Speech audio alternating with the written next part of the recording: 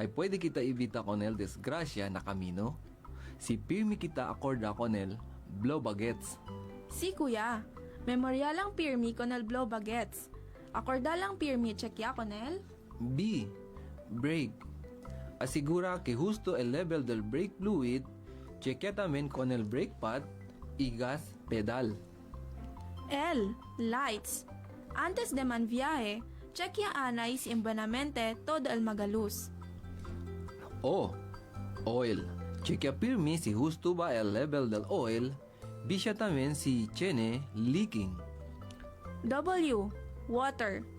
Checkya tamen con el level del agua. Debe hindi tan leaking el radiator, itiene agua el windscreen wiper. Pirmi lleva maskin 1 litro de agua. B. Battery. Debe no hay corrosion el batería y takansa na metal plates el electrolyte liquid de este. A. Air. Asigura que justo lang el pressure del aire dal dituyo rueda y reserva. G. Gas. Asigura kay husto y hindi ay palta el dituyo gasolina si ora tutan biyahe. E. Engine. Checkya si embuenamente el tuning del makina. T. Tire. Asigura que hindi pino el goma y no hay roto el mga rueda pati spare tires. S. Self. No maneha si quiere dormir, cansaw, tanbuyong o tomaw. Principia ara, blow bagets. Pirmi checkya con el brake, lights, oil, water, battery, air, gas, engine, tire, y self. Tiene presente, responsibilidad de aton el seguridad na camino. Este aviso talyaba con ustedes el 1116 DXAS Radio Comunidad. 1116 DXAS, your community radio.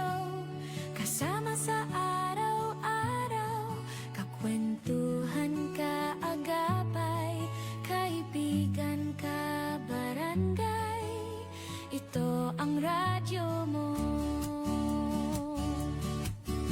1116 DXAS, your community radio. 1116 DXAS, your community radio. Kayo ay nakikinig sa 1116 DXAS, your community radio, kasapi sa kapisanan ng mga broadcaster ng Pilipinas.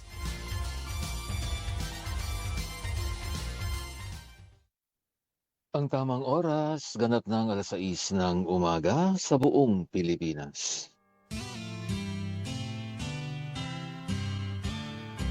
May harding mapananalanginan, doon si Jesus naghihintay. O kay inam ng panalangin ang hardin, doon kay gandang manalangin. Tayong natulog sa luklukan ng Diyos sa hardin ng pananalangin. O kay sarap ng lumapit.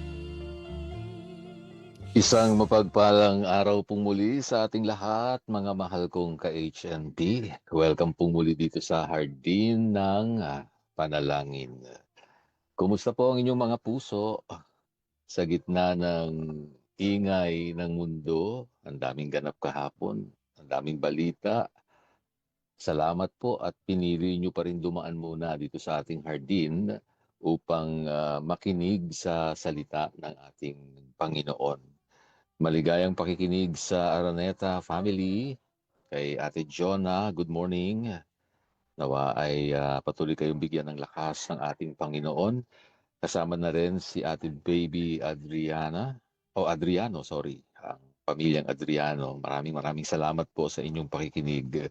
Kay Leonie Lopez at kay Elsa Senon, kay Vicenta Tolentino, o Nanay Vicenta, magandang araw sa iyo. At kay Nanay Isabel Hugilon sa buong pamilya. Ako'y bumabati kay Tonton at kay Rachel. Good morning. Happy listening kay Ate Glenn Avino at sa buong pamilya na rin. Ako'y nagpapasalamat sa inyong patuloy na pakikinig dito sa ating himpilan. Kasama na rin si Tideng Mangundayaw at sa buong pamilya na kasalo natin ngayong umaga. Sa Shi family, kay Remy. Salamat sa Diyos sa bagong lakas. Every gising is a blessing, sabi niya sa atin. No? And thank you rin sa pamilyang Espiritu, kay Kuya Boy at kay Ate Feli, at kay Ate Gloria de la Cruz. Good morning. Kay Ma'am LV Ramos, kay Mayrin Beltran, magandang araw sa iyo. Maligayang pakikinig. Alam niyo po ano man ang pinagdadaanan mo sa araw na ito, pagod man sa trabaho, siguro ang nararamdaman ng marami sa atin, bigat ng loob sa pamilya dahil maraming problema o tila kawalan ng pag-asa, huwag kang bibitiw. Dahil ang Diyos na nagbigay sa atin ng buhay ay tapat sa kanyang mga pangako. Kaya huminga ng malalim, ngumiti ka at sabay-sabay nating sabihin, every gising is a blessing.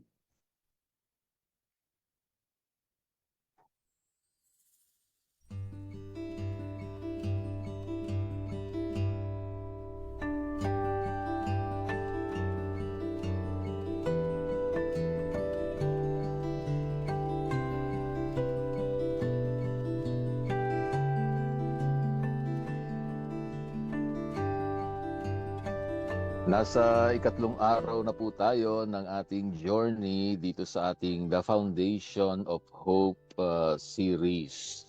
Ang tema po natin ngayon ay Beauty from Ashes.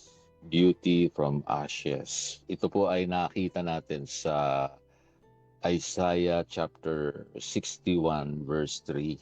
Okay, samahan niyo po akong basahin ang Isaiah Kapitulo 61, talatang 3. Sabi po dito, isinugo niya ako upang aliwin ang mga nagdadalamhati sa Zion at bigyan sila ng korona ng bulaklak sa halip na abo sa kanilang ulo, langis ng kagalakan sa halip na pagdadalamhati, at damit ng papuri sa halip na kawalan ng pag-asa.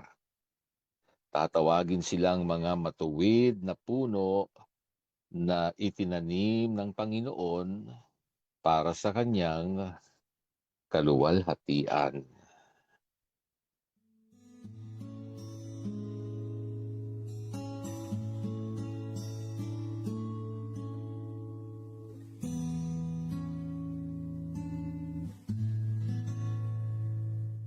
Alam nyo mga ka-HNP, may isang pamilya ng magpapalayok. Gumagawa sila ng mga banga sa isang lalawigan. Isang gabi, nasunog yung kanilang pagawaan. Lahat po ng kanilang mga hinulmang banga na ibebenta sana para sa matrikula ng mga bata ay naging abo at basag na piraso. So, umiiyak yung misis ni Mang Tomas habang tinitingnan yung maitim at mausok na paligid ng kanilang pagawaan. Pero si Mang Tomas, sa halip na sumuko, ay kumuha ng walis. Sinabi niya, huwag kang mag-alala, may plano ang Diyos. Pinulot niya ang mga basag na piraso ng banga na makukulay at hinalo niya sa semento. Ginawa niyang mosaic o dekorasyon sa dingding ang mga abo at basag na naiwan sa sunog. at lalong naging maganda ang kanilang bahay. Ang mga tao ay humanga kung paano ang isang trahedya ay naging sining. No? Ginamit ni Mang Tomas yung mga abo at basag na naiwan sa sunog. Alam niyo po, ang abo ay simbolo ng katapusan. No? Ito po ang natitira kapag ang isang bagay ay tuluyan ng natupok. Well, sa paningin ng tao, ang abo ay dumi na kailangang iligpit. Ngunit sa kamay ng Diyos, ang abo ay sangkap o raw material para sa isang bagong obra maestra. Si Mang Tomas ay hindi lamang naglinis, siya ay naghulma, reimagined, no, yung kanyang ginawa.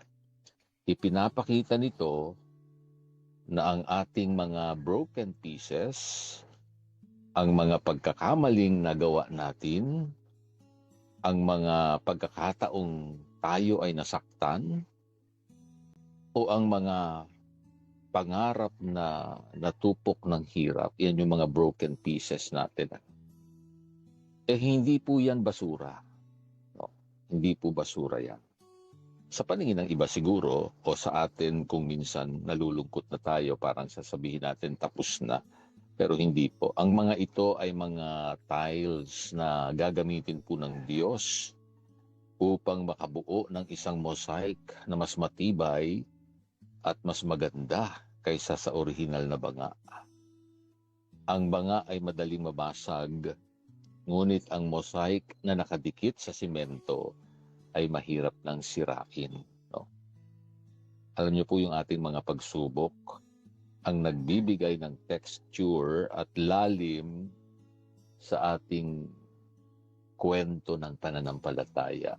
No? Diyan nagkakaroon ng kwenta ang ating buhay. Kaya kung may kwento ka, ibig sabihin merong kwenta ang buhay mo. Pero pag wala kang maikwento, walang kwenta, di ba, na nangyayari sa buhay. Kaya maganda hong ayusin yung ating mga perspective. Mga ka-HNP, ganyan ang pamilyang Pilipino, di po ba? Marami tayong pinagdaan ng quote-unquote sunog, no, sa buhay. Yan ay pwedeng sunog ng bisyo, sunog ng pagtataksil, o sunog ng matinding kahirapan, sunog ng matinding kaguluhan na nangyayari ngayon sa ating bayan. Para bang tingin natin ay abo na lang ang natitira sa ating mga pangarap. Pero ang sabi po ng Panginoon sa Isaiah Kapitulo 61, talatang 3 na ating binasa, ibibigay niya ang crown of beauty kapalit ng abo. Ang oil of joy kapalit ng pagdadalamhati. At ang garment of praise kapalit ng panghihina ng loob. Ngayon, ang tanong, ano ba ang abo sa buhay mo ngayon kay HNP?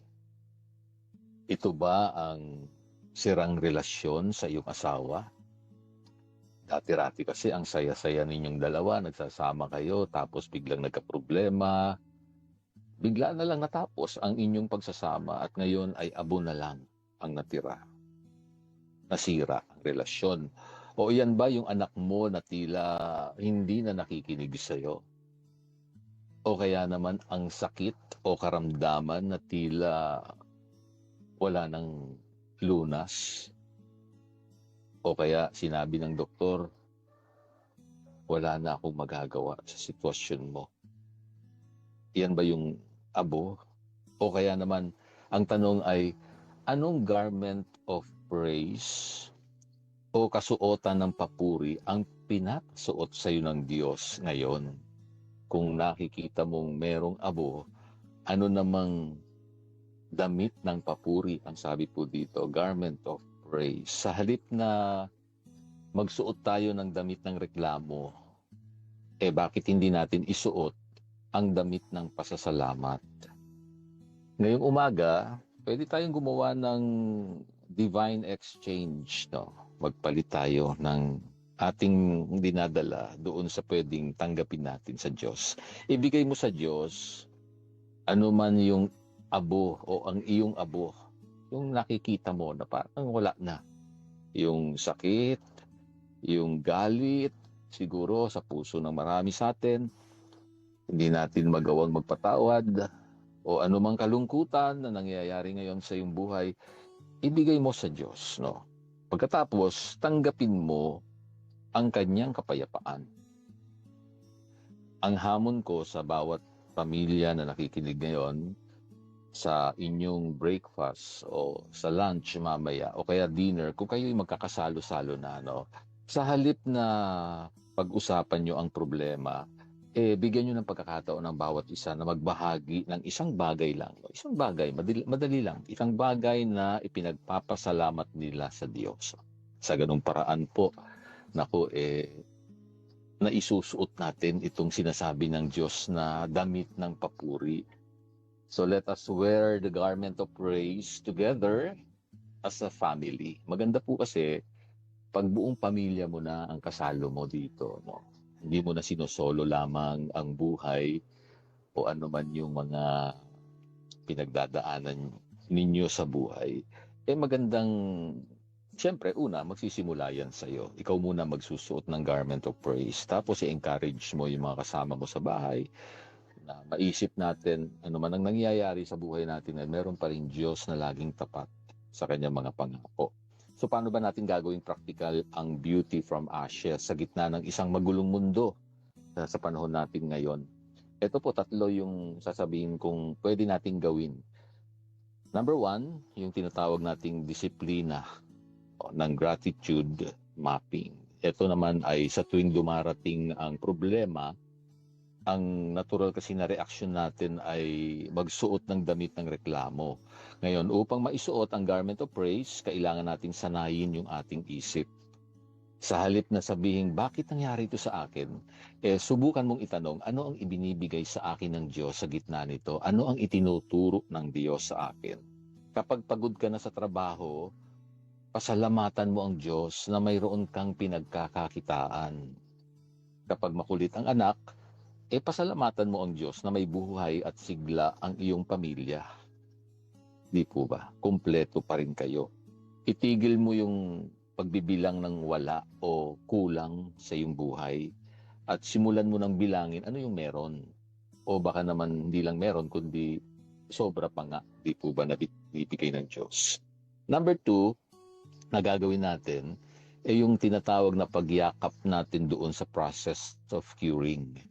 Yung paggawa ng mosaic ay matagal na po at masakit sa kamay. Gayon din po yung paghilom ng sugat sa pamilya. Yung pagpapatawad sa isang sunog na relasyon ay hindi po nangyayari sa isang gabi. So wag nating itapon dahil lamang ito ay basag. Ay maging katulad tayo ni Mang Tomas doon sa ating kwento na matyagang namulot ng piraso. Kung may hidwaan sa anak o sa asawa, simulan niyo po ang pagbuo sa pamamagitan ng maliliit na hakbang katulad ng pagsasabi ng sorry o kaya ay yung panahon o oras ng pakikinig sa kanila o isang pag-amin na kailangan mo rin ng tulong. Yung semento ng inyong relasyon ay ang pagpapakumbaba. Tandaan po natin mga ka-HNP, ang Diyos ay hindi lamang nag-aalis ng sakit. Ginagawa niya itong makabuluhan. Ang iyong abo ngayon ay ang pundasyon ng iyong kagandahan bukas. Huwag po natin kalilimutan na meron tayong Diyos na dalubhasa sa paggawa ng bago mula sa mga lumang abo. Marami pong salamat muli sa inyong pagsama ngayong umaga sa ating Day 3 ng ating journey dito sa seryeng The Foundation of Hope. Abangan po ninyo bukas ang susunod nating bahagi. Ito po ang inyong hardinero, Pastor Eman, na nagpapaalala sa hardin ng panalangin, bawat luhang itinatanim ay aanihin bilang kagalakan.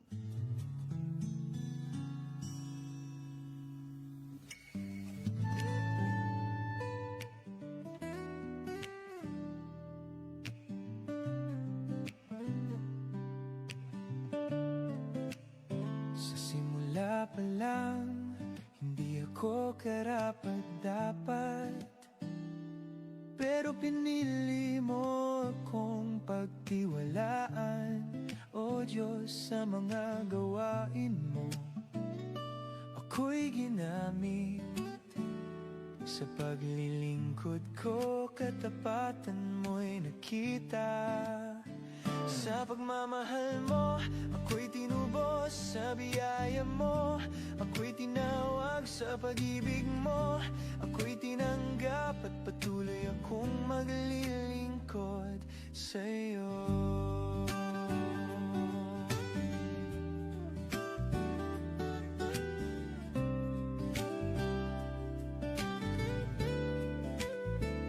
Pinagkatiwalaan mo, O Diyos, sa kabila ng aking mga kahinaan. Ginamit mo ako upang magpatotoo ng iyong kapangyarihan at biyaya. Sa hirap at ginhawa, ikaw ang sandigan sa mga pagsubok. Ikaw ang lakas sa mga laban. Ikaw ang tagumpay sa mga pangarap. Ikaw ang gabay. Ikaw ang aking Panginoon. Kahit saan ako ay iyong dalhin, ikaw lang ang susundin hanggang sa huli.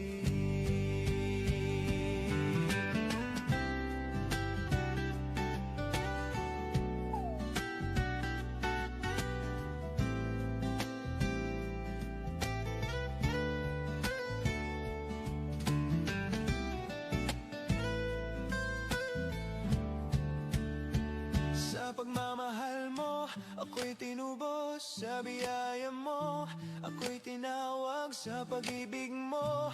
Ako'y tinanggap at patuloy akong maglilingkod. Sa pagmamahal mo, ikaw ang sandigan sa mga pagsubok. Ikaw ang lakas sa mga laban. Ikaw ang tagumpay sa mga pangarap. Ikaw ang gabay. Ikaw ang simula ngayon at wakas ng buhay ko. Ikaw at ikaw lang, O Diyos, ako ay sa'yo.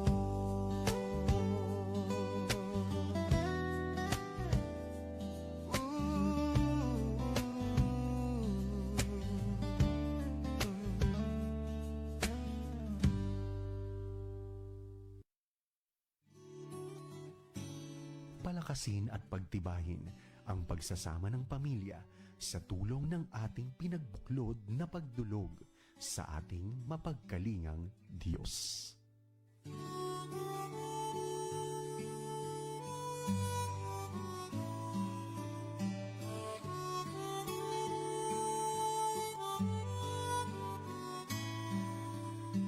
Kayo ay nakikinig pa rin sa himpilang DXAS Radyo Komunidad ng FEBC Philippines.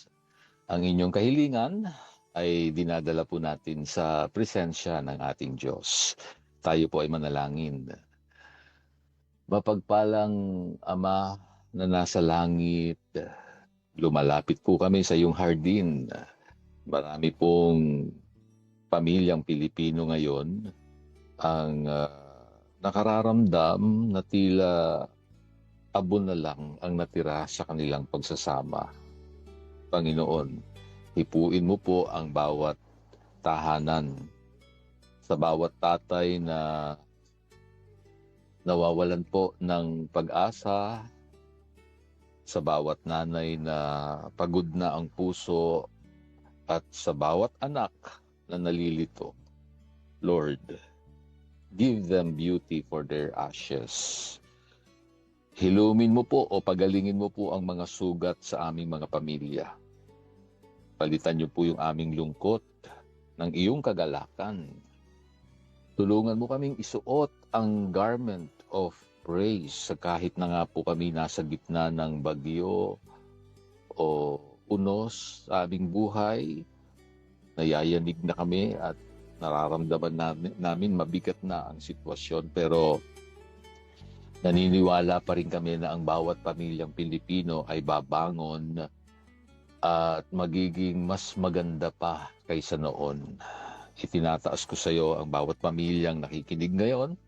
Dalangin kong katagpuin mo si Tita Chit Lustria, nasa ICU ngayon, Lord. Sa iyong biyaya ay makaka-recover po siya. At yan ang aming dalangin sa pangalan ni Jesus. Kasama rin sa oras na ito, idinadalangin ko po sa pangalan ni Jesus ang Neta family, si Sister Jonah. Salamat po sa kanyang buhay. Pagpalain niyo po sila sa kanilang kalagayan, magandang kalusugan, patuloy mong ipagkaloob, at ganoon din ay ilalayo niyo po sila sa anumang uri ng masama. Lord, ang biyaya mo ay kanilang maranasan. Kasama rin po sa umagang ito ang jail ministry nila Ate Glenn.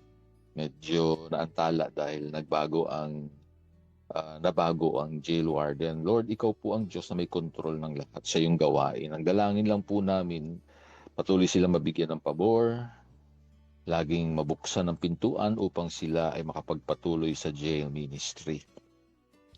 Idinadalangin ko rin ang Senon family, si Ate Elsa, si Kuya Alexander, at ang buong pamilya. Sa kanilang karamdaman, ikaw ang Diyos na pinagkakatiwala ang magbibigay sa kanila ng sapat na lakas at kalusugan, kagalingan sa kanilang karamdaman. At sa mga dinadaan ng problema nila, Lord, sa financial, ikaw pa rin ang Diyos na pinagkakatiwalaan. Patuloy mong katagpuin ang buhay ni Isay Baysa, si Jopen Cagahastian, si Corpus Goya, si Lea Salceda Baldelion, si Mili Fadul, si Dedet, si Gianna, si Yusef, si Nadel, Jomar, si Neil, si Enrico, Ronaldo, Agapito, si Eugene, si Eduardo at si Randy, kasama na rin si Ricardo at si Delmar at si Neil. Sa kanila pong buhay, ikaw ang Diyos na kanilang kailangan, Panginoon. Pagpalain niyo po sila. Kasama na rin sa aking itinataas si Teodora Villanueva at si Pedro Madridejos. Patuloy mo silang bigyang lakas at ang buong pamilya ay tulungan niyo po na mabuksan kanilang mga puso. Makilala ka po ng lubusan pa sa kanila. At si Jesus ay maghari po sa pamilyang ito. Dalangin ko rin si Gino Pelaez. Lord, walang imposible sa iyo. Kahit siya ay bulag, kaya mo siyang bigyan ng lakas at ng paningin. Ikaw ang Diyos na gumagawa ng himala. Itinataas ko po siya sa inyo. Sa pangalan ni Jesus. Dalangin ko patuloy mong pagpalain ang buhay ni Kuya Tisoy Lorenzo, kasama si Lucas, si Hani Ruiz, si Cecilia Avino, si Nona Belen, si Matthew Saldea, si Willie Barte, kasama na rin si Randy, si Nanay Yoli, si Naida Estrella, si Nanay Ching, si Ate Mavic, si Danny Morelos at si Teresa Morelos. Nilalapit ko sa iyo si John Mark Timogan, si Juliet Timogan at si Arthur Buendia. Salamat po na ikaw ang patuloy na nagpapalakas, nagpapagaling sa bawat isa. Kay Mina Albunag, si Gianna Narvaez at si Luvelia Jo Bagayen. Salamat Panginoon sa buhay ni Ate Remy Shi, sa kanyang anak na nagkaroon ng oath-taking, o magkakaroon ng oath-taking sa darating na 22 bilang registered medical technologist. Pagpalain niyo po siya makapasa sa NMAT exams, sa kanyang preparation sa entrance ng medical exam. Lord, lahat ng ito sa biyaya mo ay mangyayari. Pinupuri ka namin sa bawat isang kasama namin, sa mga kahilingang maaring hindi ko nabanggit, pero higit mong nalalaman ito, Panginoon. Pinagkakatiwala ko po sa iyo ang bawat isa at sa iyong kapurihan, sa iyong kaluwalhatian. Ang lahat po ng ito ay aming idinadalangin sa matamis na ngalan ni Jesus. Amen.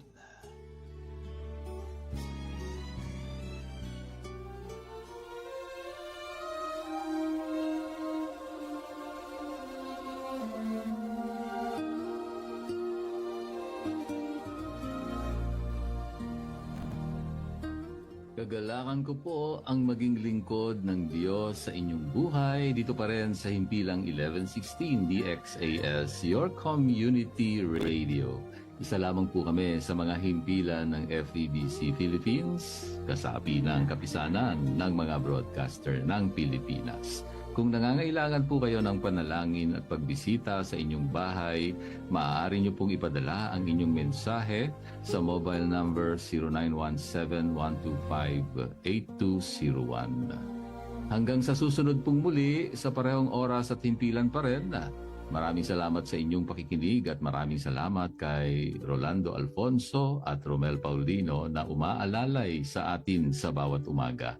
Ako po ang inyong hardinero, Pastor Eman Aquino. Paalala po muli, sa lahat ng ating ginagawa, luwalhatiin natin ang Diyos.